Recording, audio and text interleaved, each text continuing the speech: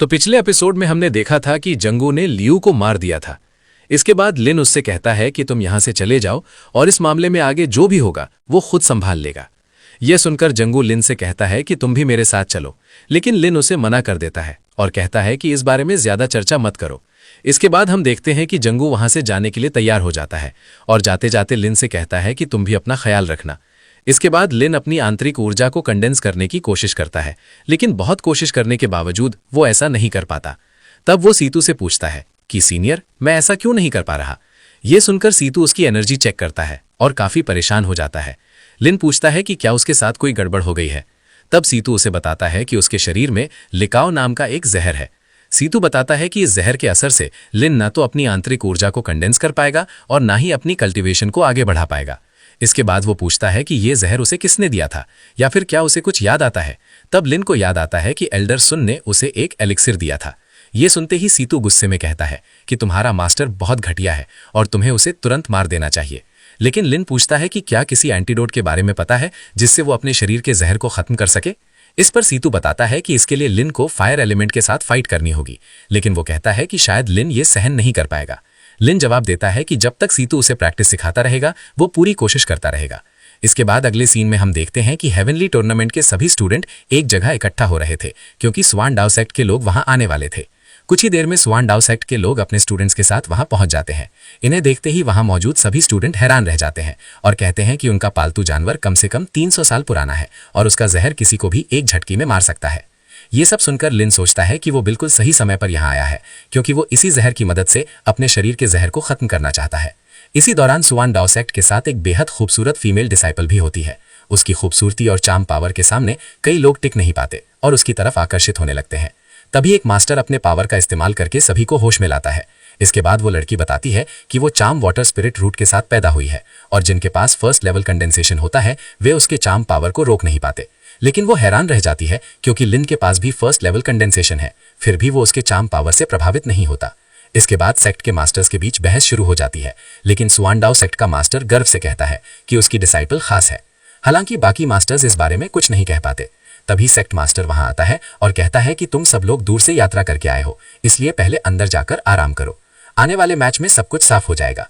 इसके बाद स्वान डाउ सेक्ट के सभी मास्टर अपने स्टूडेंट्स के साथ आराम करने चले जाते हैं। तब एक मास्टर वांगजू से कहता है कि स्वान डाउ सेक्ट के स्टूडेंट्स की जिम्मेदारी अब उसकी है और वो उनका अच्छे से ध्यान रखे। वांगजू ये जिम्मेदारी स्वीकार कर लेता है और फिर वो सेंटी ट्री को ढूंढने की जिम्मेदारी लिन को सौंप देता है। ये सुनकर लिन तुरंत तैयार हो जाता है क्योंकि वो पहले से ही यही चाहता था। इसके बाद अगले सीन में हम देखते हैं कि लिन सेंटी ट्री का जहर पी लेता है और प्रैक्टिस शुरू कर देता है। लेकिन असल में वो जहर बहुत ज्यादा स्ट्रांग था, जिसकी वजह से उसे खत्म करना इतना आसान नहीं था। इसके बावजूद हम देखते हैं कि लिन इसे खत्म करने के लिए अपनी तरफ से पूरी कोशिश कर रहा था। ये देखकर सीतू उससे कहता है, अगर तुम मर गए तो उसके बाद मुझे सैकड़ों साल तक इंतजार करना पड़ेगा। इस पर लिन जवाब देता है, सीनियर, आप इसकी चिंता मत कीजिए, मैं आपको किसी न किसी तरह यहाँ से जरूर बाहर निकालूंगा। इसके बाद हम देखते हैं कि लिन फिर से सीतू के बताए हुए तरीके से प्रैक्टिस करने लगता है और कुछ ही देर में वो सेकंड लेवल तक पहुंच जाता है। इसी बीच कुछ स्टूडेंट वहां आ जाते हैं, जिन्हें देखकर लिन उनसे पूछता है कि आखिर बात क्या है।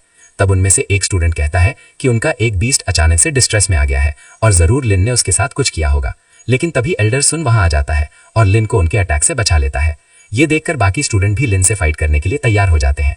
तब एल्डर सुन उन्हें डांटते हुए कहता है, अभी तो एक्सचेंज मैच भी शुरू नहीं हुआ है और तुम लोग अभी से दूसरों को नुकसान पहुंचाने लगे हो। ये सुनकर जूपिंग अपने साथियों को लेकर वहां से चला जाता है। इसके बाद अगले सीन में हम देखते हैं कि लिन एल्डर सुन से बात करने जाता है। सुन उससे पूछता है कि तुम अभी भी अपनी एनर्जी को कंडेंस क्यों कर रहे हो और इसके अलावा तुम कई कई दिनों तक गायब भी रहते हो। तभी हमें पता चलता है कि सीतू ने लिन को अपनी कल्टीवेशन हाइड करना सिखाया था, क्योंकि वो जानता था कि अगर ये बात बाकी लोगों को पता चल गई तो लिन मुसीबत में पड़ सकता है। लिन एल्डरसन से कहता है कि उसके पास सिर्फ लो क्वालिटी टैलेंट है, इसलिए उसे ज्यादा समय तक कंडेंसेशन प्रैक्टिस करनी पड़ती है।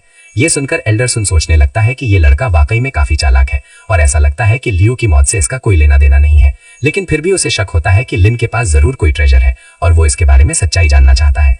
इसके बाद वो लिन से कहता है कि एक्सचेंज मैच शुरू होने वाला है और वो चाहता है कि लिन जल्दी से लेवल 3 तक पहुंच जाए। अगले दिन हम देखते हैं कि आखिरकार एक्सचेंज मैच शुरू होने का समय आ गया था। वहां मौजूद सभी लोग इसे लेकर बहुत ज्यादा एक्साइटेड थे और इसे देखने के लिए बड़ी संख्या में लोग आए हुए थे, जिनमें लिन के माता पिता भी शामिल थे। इसी बीच हम एक बेहद खूबसूरत लड़की और उसके पिता को देखते हैं, जो इस मैच को देखने के लिए बहुत उत्साहित होते हैं। तब उसका पिता कहता है कि जामा के लोग बहुत ज्यादा अग्रेसिव होते हैं और अगर स्वानडाओ सेक्ट की खास एलिक्सिर बनाने का तरीका नहीं होता तो उसका मास्टर के साथ पुराना रिश्ता होता।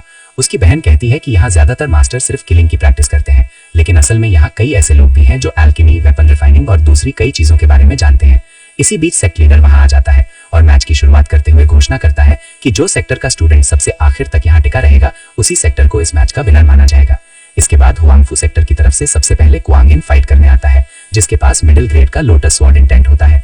लेकिन तभी स्वानडाओ सेक्ट की तरफ से जूपिंग उसका सामना करने के लिए रिंग में उतर आता है और आते ही उस पर हमला शुरू कर देता है। क्वांग इन अपने स्वॉर्ड पावर से जूपिंग के हमलों को रोकने की कोशिश करता है, लेकिन वो उसे कोई नुकसान नहीं पहुंचा पाता।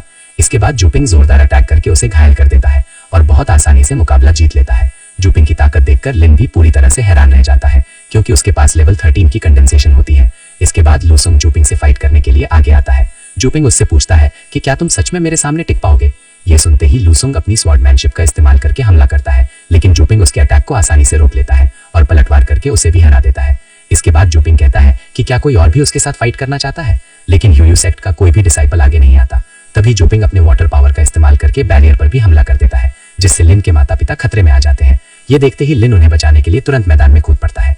और अगर आप इसके अगले एपिसोड के लिए एक्साइटेड हैं तो इस वीडियो को लाइक जरूर कर दीजिए।